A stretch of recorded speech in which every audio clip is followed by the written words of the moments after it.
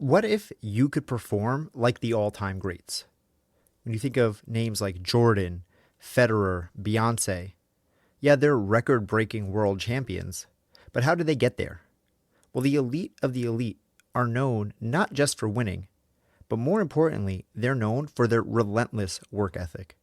Kobe, Serena, Elon, so successful that pretty much everyone in the world knows them by just their first names. And what if I told you that that level of success is not reserved for a fortunate few? And you can take the secrets of these elite performers and use them to succeed in whatever goal that you're working towards. It might sound like it's too good to be true, but I assure you it is possible. And there is a formula that all of these great people follow to find success. A formula that if you simply follow, you will be able to rise to the same heights. Or, at the very least, you'll be ready to check off every box on your to-do list and crush all of your goals. Welcome to Change Made Easy.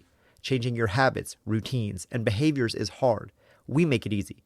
I'm Paul Leviton, a coach of over 12 years who specializes in helping people just like you create positive change in their health, wealth, and relationships. Mikai Csikszentmihalyi said, "The best moments in our lives are not passive, receptive, relaxing times. The best moments usually occur when a person's body or mind is stretched to its limits in a voluntary effort to accomplish something difficult and worthwhile." Csikszentmihalyi was referencing a phenomenon that's now commonly known as the flow state. People have talked about finding a flow state for centuries. Athletes, musicians, even firefighters. But it was Csikszentmihalyi who first coined the term after he took to his lab at the University of Chicago in the mid-80s to figure out exactly what this elusive experience was in an effort to make it more accessible for you and me. Since then, people have talked about flow as the ultimate goal state to reach.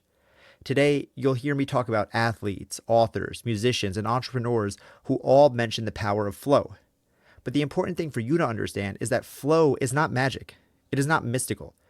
And most importantly, it is not simply luck that decides if you can or cannot get into a flow state. In reality, it is a group of mindset shifts that have been scientifically proven to be able to move you closer to flow. So on today's episode, you will learn the definition of flow and a flow state, what it is and what it isn't, and why it matters for you and your goals, the 9 key elements that make up a flow experience, how you can use these elements to build flow into your life, and most importantly, listen to the end for an action step you can take today to make your life easier and unlock elite levels of commitment and motivation through the use of flow. As mentioned in the intro, Mikai Csikszentmihalyi was the revolutionary psychologist best known for coining the term flow. He was, quite literally, the father of flow. And it was the work that he did at his research lab that first definitively discovered and defined the phenomenon of flow and flow states, taking it from something that was mystical and just being spoken about in myths and anecdotes to something quantifiable that we can create and tap into on demand through a defined set of practices. Csikszentmihalyi called this the flow experience, and he broke it down into its constituent parts and laid out steps that you can take to find it in your day-to-day life. So why is that important? Well, he defined flow as a state of complete immersion in an activity, where individuals lose their sense of time and self, experiencing deep enjoyment and fulfillment. And what stands out for me is that last bit, experiencing deep enjoyment and fulfillment. That means by creating a blueprint to find flow, Csikszentmihalyi was really creating a step-by-step roadmap to find the deepest levels of enjoyment and fulfillment. And I don't know about you, but I personally believe that that is what life is all about, enjoyment and fulfillment. So I'm here for it. And then there's also the aspect of flow about time, complete immersion in an activity where individuals lose their sense of time and self. Think about the athlete who in the post-game interview gets asked, "How did you score that game-winning buzzer beater?" And they just say, "I don't know, I was just in the zone." Or a military pilot who's asked to teach new recruits how to maneuver like he does in the sky, but he says, "You just have to feel it. It just takes over me." Examples of this quote-unquote flow state have been around for literal centuries. It's gone by many names. It's the zone, it's locked in, it's hyper-focus. Artists will often talk about sitting down to paint and standing up 8 hours later feeling like no time has passed at all. So the feeling of being in flow is nothing new. While Csikszentmihalyi coined the term about half a century ago, what he was describing was a profoundly human experience that has been around probably since humans have. But his contribution is much more than just coming up with a name. The important thing is that he studied this elusive state in order to figure out what causes it. He took it from being more of a fairy tale to a set of processes that are scientific and repeatable. And in doing so, he answered some important questions about flow that have existed for as long as people have been telling stories about it. Questions like, why is it that some people find flow effortlessly and others go their entire life without ever experiencing it? And how can we tap into flow more regularly, on demand, rather than just waiting around and hoping for it to strike us like luck? Since he saw flow as the highest level of human experience, to be able to help more people achieve this was, in my opinion, one of the greatest gifts anyone could have given humanity. But to be clear, flow is not just about elite athletes or musicians or entrepreneurs. The ability to tap into flow can help everyone, including you. Coders, the people who design apps and video games and all the other stuff that happens on your phone, often speak about finding flow when they are deep in their work coding.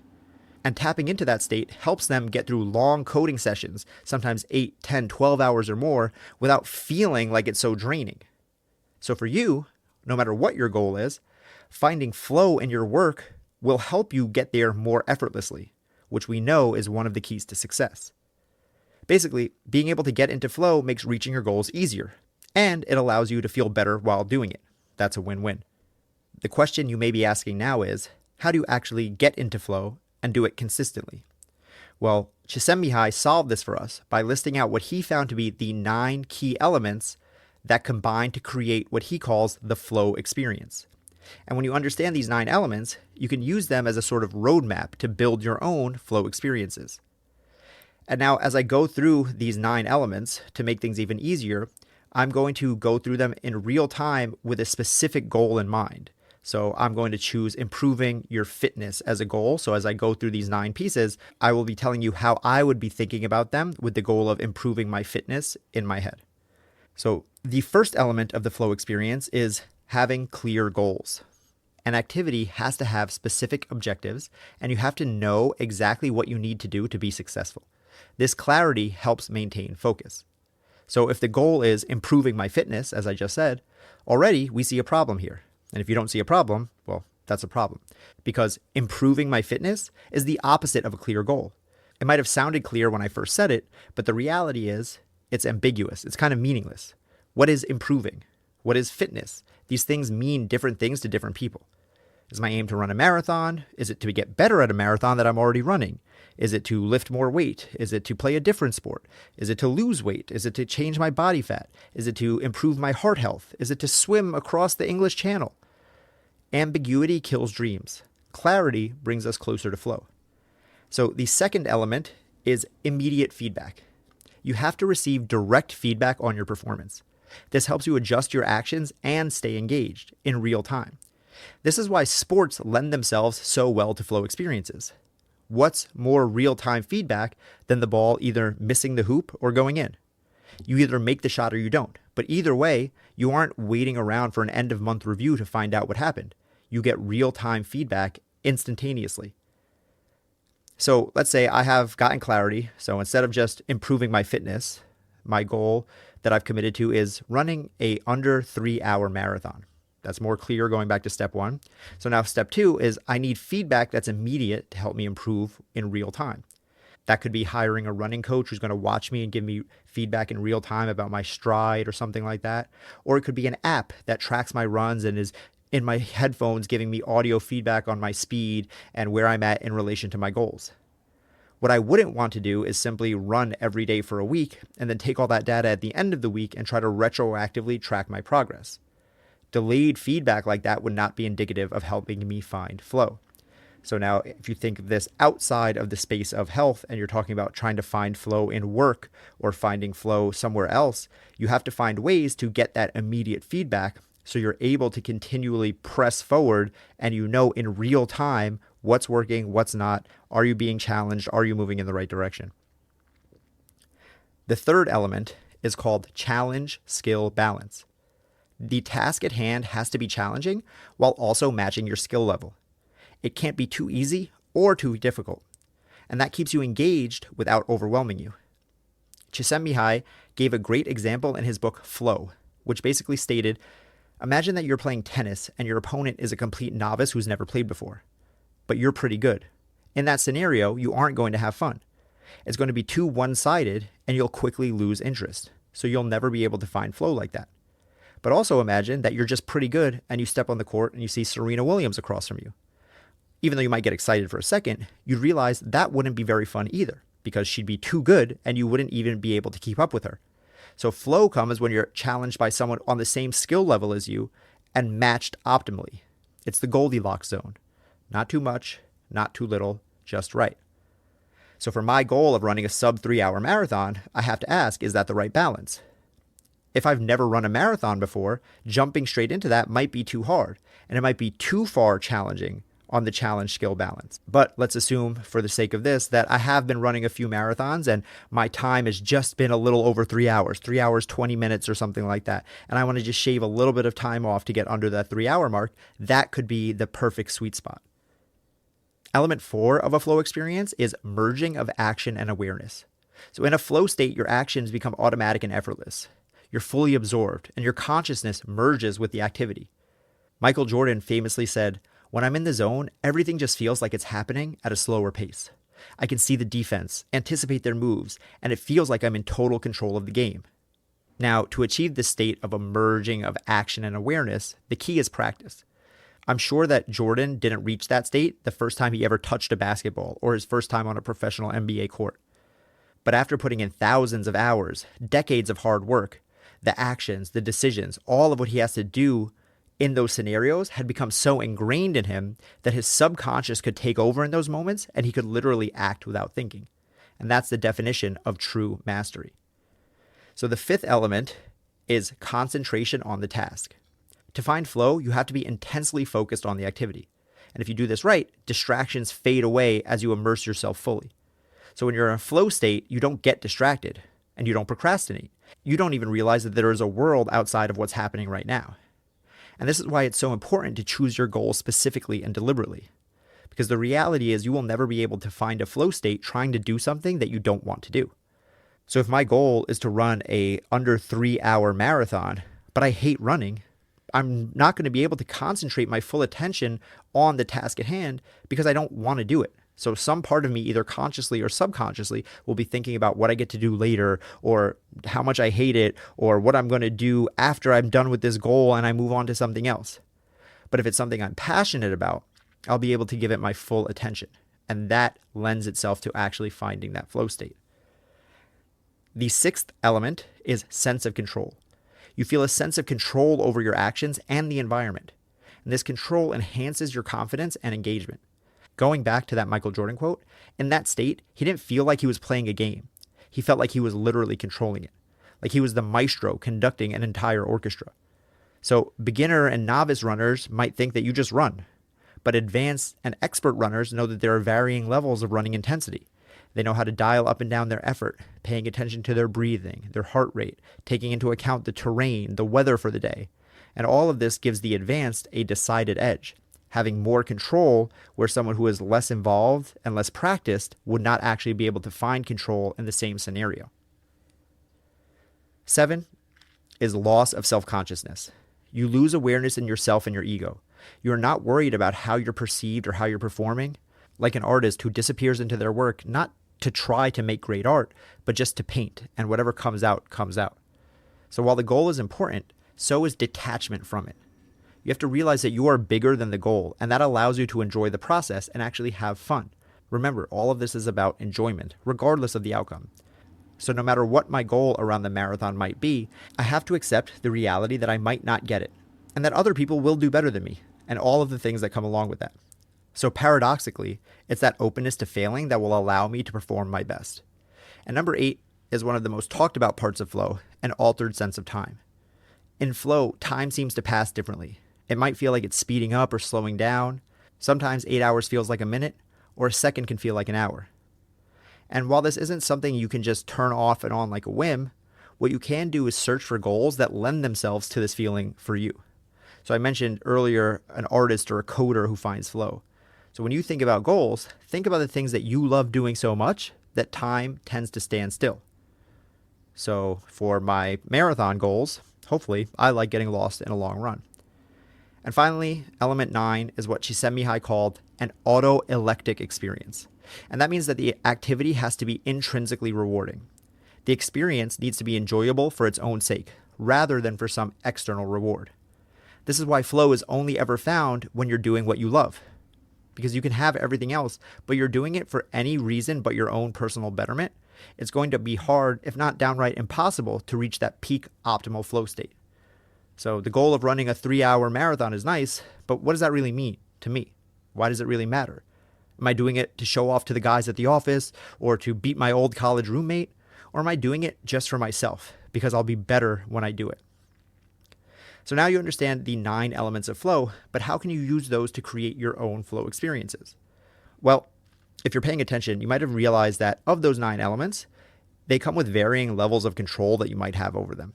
So think of it like a sliding scale from completely within your conscious control to completely outside of your conscious control. So on the right unconscious side, we have things like altered state of time. Even though it's a huge part of what flow is, you can't directly control that. You can't just speed up or slow down your perception of time at will. But even though those things that you can't exactly turn off and on like a light switch, you can still see a framework that helps you move towards them. You can't make time pass slower, but you can look for activities that time does pass slower for you. What's something that you easily get sucked into? For me, it's public speaking.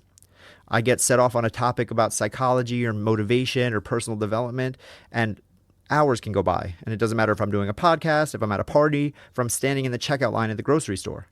So what did I do? I started a podcast. I put myself in an environment where I could find flow. And similarly, you can look for things where you don't care about your ego. When you go to play pickup basketball at the gym, would you do it even if you were the worst guy on the court? That tells you something. That's data. Now, on the other side of the spectrum, we see that a lot of the elements are directly within your control, and you can build them into your goals to purposely make finding your flow state more probable. Having clear goals, getting immediate feedback, focusing on autoelectic experiences, and finding the correct skill challenge balance are all 100% squarely within your control. And this is why picking the right goals and the right challenges for yourself are so imperative for your future and success. And then there's the last few: sense of control, merging of action and awareness, concentration on the task. These are kind of in the middle of the spectrum. You can't 100% control them, but you do have a say. And you can improve the probability of these things happening with work outside of the task. When you train your mind with mindfulness practices, you work to improve your concentration. These are ways to help lock in these more ephemeral elements of flow. And that's why everyone from CEOs to athletes and in between all talk about meditation, mindfulness, journaling. It's not a coincidence. So how do you find your flow?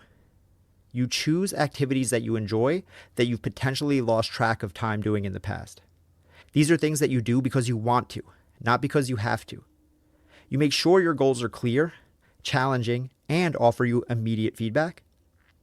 And you initiate practices like meditation and mindfulness to fully tap into what your mind and body are capable of.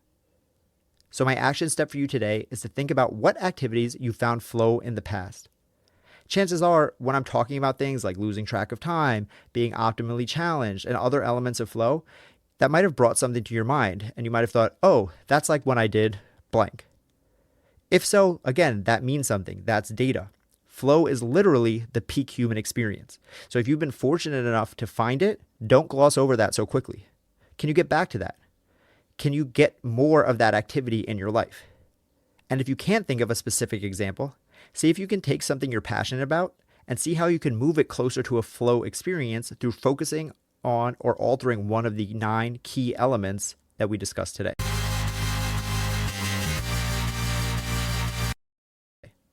Some people naturally tap into flow.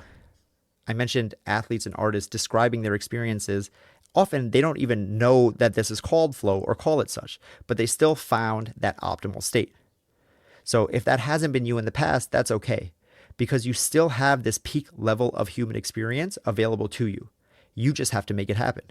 So use the 9 elements of flow that we discussed here, and you'll find that you're able to tap into higher levels of enjoyment while achieving your goals with lower stress, lower anxiety, and many other negative feelings starting to melt away. By locking into flow, you can pursue your goals in a way that feels good and allows you to make seemingly effortless progress. That is change made easy.